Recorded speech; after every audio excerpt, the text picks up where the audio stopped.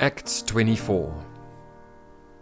5 days later, Ananias, the high priest, arrived with some of the Jewish elders and the lawyer Tertullus to present their case against Paul to the governor. When Paul was called in, Tertullus presented the charges against Paul in the following address to the governor.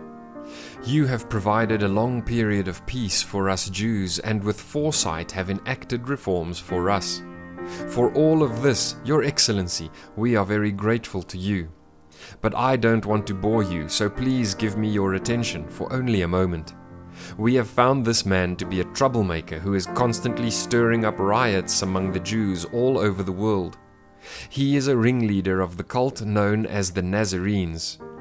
Furthermore, he was trying to desecrate the temple when we arrested him.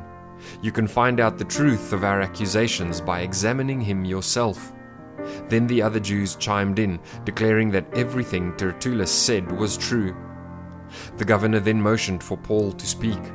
Paul said, "I know, sir, that you have been a judge of Jewish affairs for many years, so I gladly present my defense before you.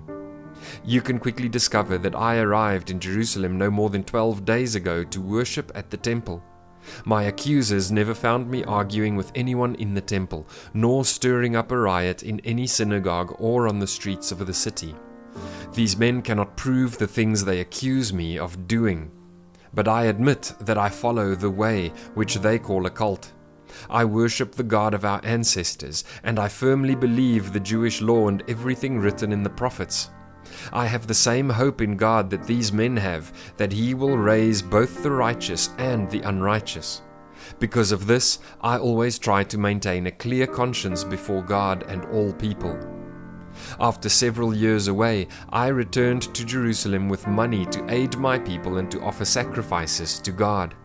My accusers saw me in the temple as I was completing a purification ceremony. There was no crowd around me and no rioting. But some Jews from the province of Asia were there, and they ought to be here to bring charges if they have anything against me. Ask these men here what crime the Jewish High Council found me guilty of, except for the one time I shouted out, 'I am on trial before you today because I believe in the resurrection of the dead.'" At that point, Felix, who was quite familiar with the way, adjourned the hearing and said, "Wait until Lysias, the garrison commander, arrives. Then I will decide the case." He ordered an officer to keep Paul in custody, but to give him some freedom and allow his friends to visit him and take care of his needs. A few days later, Felix came back with his wife, Drusilla, who was Jewish. Sending for Paul, they listened as he told them about faith in Christ Jesus. As he reasoned with them about righteousness and self-control and the coming day of judgment, Felix became frightened. "Go away for now," he replied. "When it is more convenient, I'll call for you again." He also hoped that Paul would bribe him, so he sent for him quite often and talked with him. After 2 years went by in this way, Felix was succeeded by Porcius Festus.